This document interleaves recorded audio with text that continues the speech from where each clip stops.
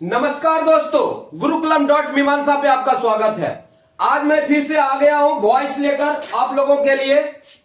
आज का हमारा है वॉइस में पास्ट परफेक्ट टेंस में अफर्मेटिव सेंटेंस में एक्टिव से पैसिव वॉइस कैसे बनाया जाता है, इस पे आज हम लोग चर्चा करेंगे।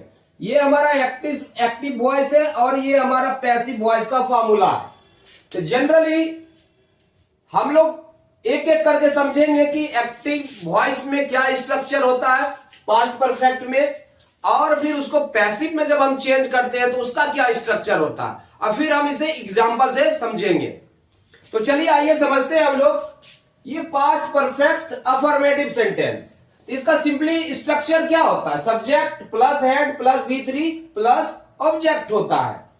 अब ऑब्जेक्ट हमेशा कहां आ जाता है? जैसा अगर आप देख रहे हैं हमारा वीडियो लगातार, तो ऑब्जेक्ट कहां आ जाता है? सब्जेक्ट की जगह, और सब्जेक्ट की जगह ऑब्जेक्ट आ गया, और सब्जेक्ट जो चला गया ऑब्जेक्ट की जगह।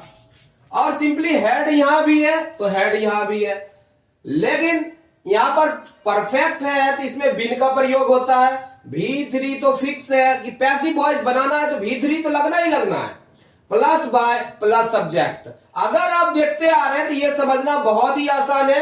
अगर हेड है तो हेड बिन हो जाता है पैसिव वॉइस में, नहीं ऑब्जेक्ट सब्जेक्ट की जगह पे आ गया और सब्जेक्ट ऑब्जेक्ट की जगह पे चला गया, वो भी बाय के बाद एजेंट के रूप में। नहीं तो आइए हम इसे एग्जांपल से समझने की कोशिश करते हैं कि क्या चीज है ये।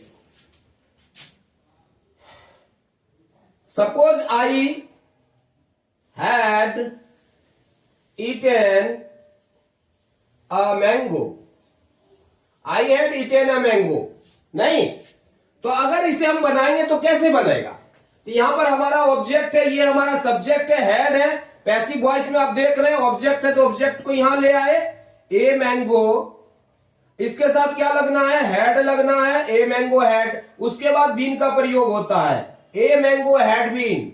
उसके बाद V3 हमारा आएगा, a mango had been eaten. उसके बाद बाय, उसके बाद मी, आई मी हो जाता है। ये नॉमिनेटिव केस कहलाता है। जब यहां पर चला जाता है तो ये ऑब्जेक्टिव केस होता है। अगर ऑब्जेक्टिव केस ये अगर मी यहां होता, अगर यहां आता तो वो आई बन जाता, नहीं। चलिए आगे एग्जांपल लेते हैं हम। You played a game, you had played a game, you had played a game, you had played a game।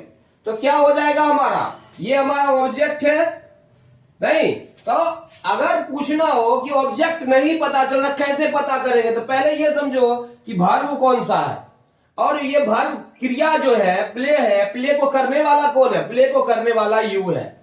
अरे भाई कौन खेलता है? यू खेलता है। किसको खेलता है? एक गेम को खेलता है। तो को लगाएंगे तो हमें ऑब्जेक्ट पता चल जाएगा। क्या खेलता है? You.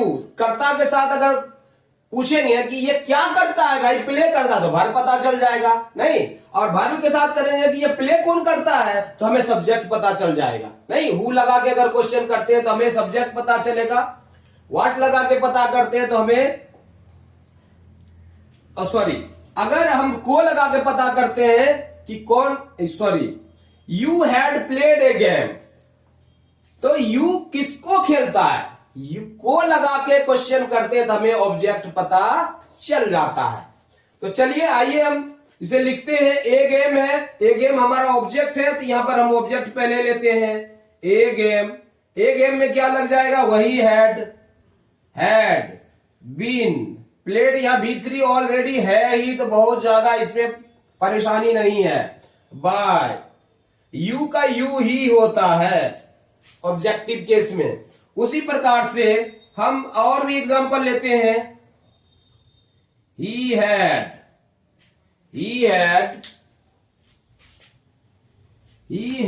Beaten me, he had beaten me। तो यहां पर क्या? यहां पर ऑब्जेक्ट हमारा क्या आ गया? मी आ गया हमारा ऑब्जेक्ट।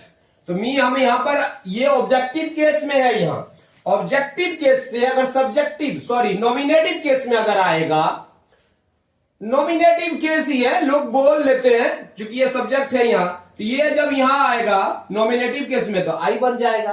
तो आई क्या हो जाएगा, I had been beaten by, he का क्या हो जाएगा, हिम।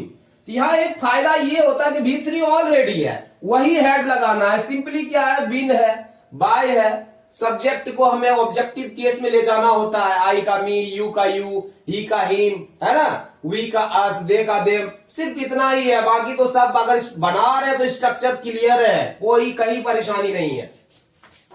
उसी प्रकार से और लेते हैं कि शी हैड संग ए सॉन्ग, तो क्या हो जाएगा, ए सॉन्ग है, ए सॉन्ग हमारा ऑब्जेक्ट है, ये सब्जेक्ट है और ये हमारा वर्ब है। तो a song had been, a song had been sung by, she का क्या हो जाएगा, सी का हर हो जाएगा। उसी प्रकार से हम दूसरा एग्जांपल और भी लेते हैं कि वी हैड हेल्प्ड देम। यहां देम है हमारा ऑब्जेक्ट, अगर सब्जेक्ट की जगह आएगा तो क्या होगा, सब्जेक्ट की जगह आएगा तो वो दे हो जाएगा, तो दे। और यहां क्या हो जाएगा, had been helped, they had been helped by, they had been helped by, we का यहां अस हो जाएगा। उसी प्रकार से हम और भी एग्जांपल लेते हैं। यू हैड सपोर्टेड अस, नहीं, आप लोगों ने हमारा समर्थन किया था, तो अस का क्या हो जाएगा, यहां सब्जेक्ट में आएगा तो वी हो जाएगा। हर वर्ड का अपना एक स्थान होता है, नहीं, ऑब्जेक्ट जब सब्जेक्ट की जगह पे आता है, खासकर पर्सनल प्रोनाउन, तो वो अपना रूप बदल लेता है। तो अस का क्या हो जाएगा, वी, तो वी क्या हो जाएगा, we had been supported, already है ही supported, we had been supported by you, आप लोगों के द्वारा, वी हैड बीन सपोर्ट, आप लोगों के द्वारा हमारा समर्थन किया गया था। उसी प्रकार से बनाते हैं they had eaten mangoes,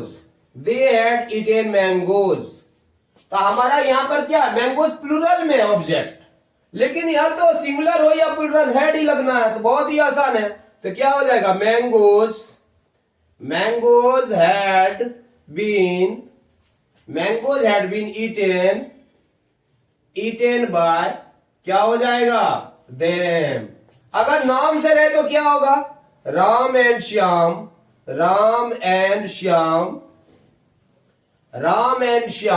had played cricket.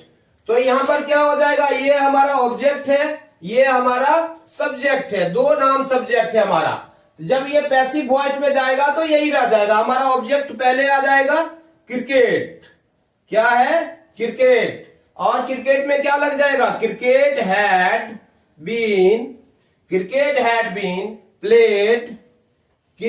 Had been played by Ram and